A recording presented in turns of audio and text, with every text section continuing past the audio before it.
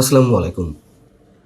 প্রিয় দর্শক, গত ২ বছরের মধ্যে সাবেক প্রধানমন্ত্রী শেখ হাসিনা এই প্রথমবারের মতন ফরমাল কোনো অনুষ্ঠানে সরাসরি যুক্ত হয়ে বিভিন্ন প্রশ্নের উত্তর দিলেন। তিনি লাইভে যুক্ত ছিলেন ঠিকই, তবে ভিডিওতে নন। এবং এই প্রথমবারের মতন সাংবাদিকদের সরাসরি প্রশ্নের উত্তর তিনি দিলেন। তার চেয়ে বড় কথা, ভারতে বিভিন্ন আন্তর্জাতিক গণমাধ্যমে কর্মরত সাংবাদিকদের যে সংগঠন FCC, foreign correspondent club of ইন্ডিয়ার আয়োজনে যে এই অনুষ্ঠানটি, সেটি বাংলাদেশে সফল করে দিল খোদ বর্তমান সরকার। তার আজকের যে বক্তব্য যেভাবে আশা করা হচ্ছিল, সেই জায়গা থেকে সরকারের মধ্যে একটি ভীতির সঞ্চার হয়েছিল, একটি ঝাঁকুনির সৃষ্টি হয়েছিল, এবং সেই ঝাঁকুনি থেকে তার বক্তব্য প্রচারের উপরে একটা নিষেধাজ্ঞা নতুন করে এলো যে বিদ্বেষপূর্ণ কোনো কিছু প্রচার করা যাবে না। আবার সরকারি নীতি নির্ধারকদের কেউ কেউ সরাসরি বললো যে বক্তব্য প্রচার করলেই মোটামুটি ব্যবস্থা নেওয়া হবে। যাই হোক, অনেকের ধারণা ছিল যে এই অনুষ্ঠান থেকেই শেখ হাসিনা দেশে ফেরার বিষয়ে সরাসরি নির্দিষ্ট দিনক্ষণ তিনি ঘোষণা করবেন। তার চেয়েও বড় বিষয়, সরকারের মধ্যে যেই গুঞ্জনটি ছিল যে তিনি বোধহয় বিশেষ কোনো নির্দেশনা দিবেন, যেহেতু অনুষ্ঠানটি ৫ আগস্ট হচ্ছে। তো সেই জায়গা থেকেই এক ধরনের দোলাচলের সৃষ্টি হলো সরকারের মধ্যে, এবং সরকার যত বেশি নিষেধাজ্ঞা জারি করলো, তাতে কি হলো, ভারত এবং বাংলাদেশের, আওয়ামী লীগ তো বটেই, ভারত এবং বাংলাদেশের বিভিন্ন শ্রেণী পেশা মানুষের মধ্যে আজকের এই অনুষ্ঠান নিয়ে তীব্র কৌতূহলের সৃষ্টি হলো। স্বাভাবিকভাবে এর আগে শেখ হাসিনার এই ধরনের বক্তব্য অনলাইনে যতটা মানুষ অ্যাটেন্টিভলি না শুনেছে, তার চেয়ে অনেক অনেক বেশি গুণ মানুষ আজকের তার এই বক্তব্য শুনেছে। ঠিক 6:30টায় লাখ লাখ মানুষ বসে গেছে সোশ্যাল মিডিয়ার সামনে, এবং সোশ্যাল মিডিয়ায় সকাল থেকেই বিভিন্ন ব্যক্তিগত প্রোফাইল থেকে কোন লিঙ্কে তার এই অনুষ্ঠান শোনা যাবে, দেখা যাবে, সেগুলো শেয়ার হচ্ছিল। এবং আওয়ামী লীগের ফেসবুক পেজ থেকে শুরু করে সজীব ওয়াজেদের যে ব্যক্তিগত প্রোফাইল, সেটি থেকে শুরু করে অসংখ্য মানুষ এটি শেয়ার করেছে। শুধু আওয়ামী লীগের ফেসবুক পেজে আমি খেয়াল করলাম লাখ লাখ মানুষ অ্যাট দ্য সেম টাইম এই অনুষ্ঠান দেখছিল বা শুনছিল।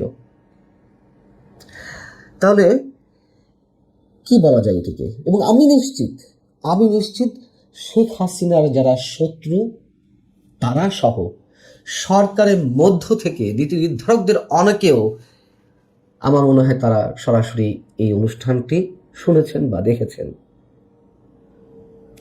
কিন্তু সরকার আসলে এত সব যে আয়োজন করলো, বিটিআরসিকে নির্দেশনা দিয়ে বা আইসিটির পক্ষ থেকে যে তার বিভিন্ন বক্তব্য সরিয়ে নেওয়া হোক, বা গণমাধ্যমে তার বক্তব্য প্রচার পাওয়া যাবে না, এত এত সব যে নির্দেশনা, তাতে লাভের লাভ কি হলো সরকারের?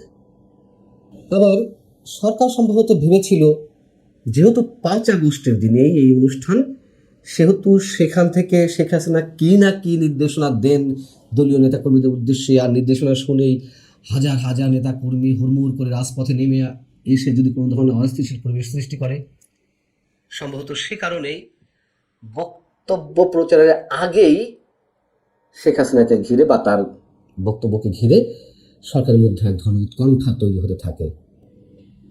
বাংলাদেশের অনেক গণমাধ্যমই আজকের এই অনুষ্ঠানের কোনো খবর দেয়নি, অনেক গণমাধ্যম। তাতে কি, ভারত সহ বিভিন্ন আন্তর্জাতিক গণমাধ্যমে এই খবরটি তো এলো, শেখ হাসিনার বক্তব্য উদ্ধৃত করেই তার এই খবরটি এলো। মানুষ কি এগুলো না শুনে বসে আছে, না দেখে বসে আছে? বরং আগের চেয়ে অনেক গুণ বেশি মানুষ শুনেছে, দেখেছে।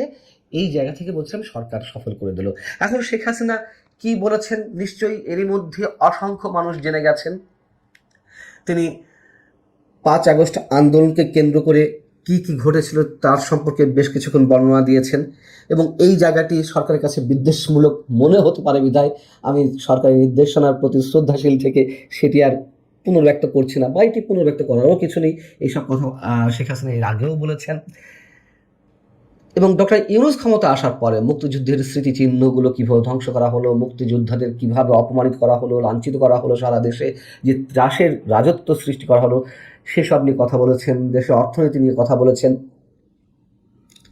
এবং মোটা দাগে তিনি যেসব দাবি জানিয়েছেন যে আওয়ামী লীগের রাজনৈতিক কার্যক্রমের উপর যে নিষেধাজ্ঞা রয়েছে সেটি তুলে নিতে হবে, আওয়ামী লীগের নেতাকর্মীদের মুক্তি দিতে হবে, গণমাধ্যমের স্বাধীনতা নিশ্চিত করতে হবে এবং যত হুমকি আসুক না কেন তিনি দেশে ফিরবেন।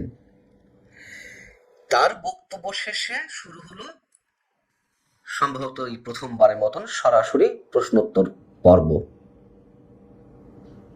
একে একে অনেক সাংবাদিক প্রশ্ন করেছেন এবং অধিকাংশ সাংবাদিকের প্রশ্ন ছিল যে তিনি ডিসেম্বরের মধ্যে বাংলাদেশে ফেরার ঘোষণা দিয়েছেন ঠিকই, তিনি আসলে সুনির্দিষ্টভাবে কবে, কখন, কিভাবে দেশে ফিরতে চান, পরিকল্পনা কি দেশে ফেরার বিষয়ে, কোন প্রক্রিয়ায় তিনি ফিরতে চান, তিনি দেশে ফেরার বিষয়ে দিনক্ষণ স্পষ্ট করে কিছু বলেননি। সাংবাদিকরা যখন একের পর এক একই ধরনের প্রশ্ন করে যাচ্ছেন তখন তিনি বললেন যে যেহেতু ডিসেম্বর আমাদের বিজয়ের মাস, মানুষকে বিজয়ের স্বাদ দিতে তিনি আরও একবার এই ডিসেম্বরেই ফিরে আসতে চান। এর আগেও তো বারবার ফিরে এসেছেন, তিনি তার বক্তব্যে যেসব কথাবার্তা তুলে ধরেছেন যে অনেক হুমকি এসেছে, তাকে কারাগারেও আটক করা হয়েছে, কারাগারে আটকের হুমকি ছিল, তারপরেও দেশে ফিরেছেন, দেশে ফেরার পরে আটক হতে হয়েছে। এবারও যত হুমকি আসুক না কেন তিনি ডিসেম্বরের মধ্যেই ফিরতে চান। সরকারের সাথে আওয়ামী লীগের বা তার কোনো যোগাযোগ হয়েছে কিনা এই প্রশ্নের উত্তরটি দিয়েছে তার পুত্র সজীব ওয়াজেদ জয়। তিনি বলেছেন যে সরকারের সাথে যোগাযোগ এখনো পর্যন্ত কোনো বিষয় হয়নি। তো সরকারের সাথে যোগাযোগ না হলে তিনি আসলে কিভাবে ফিরবেন? পাল্টা এই প্রশ্নের জবাবে শেখ হাসিনা আবারও কথা বললেন। তিনি বললেন যে আমি ফিরতে চাই আমার নিজের মাতৃভূমিতে, এখানে সরকারের কোনো বিষয় নেই। এই হচ্ছে টোটাল সিনারিও।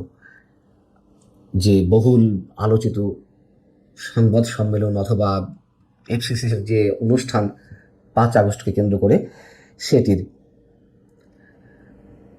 মোদ্দা কথা সরকারের পক্ষ থেকে এগুলো না করলেই বরং ভালো হতো। সরকার বারবার তার দুর্বলতাগুলো প্রকাশ করে ফেলছে, নিশ্চয়ই প্রকাশ করার অনেক কারণও আছে, অজান্তেই কারণগুলো বেরিয়ে পড়ছে। আবার এগুলো ইচ্ছা করলে সরকার অ্যাভয়েডও করতে পারত।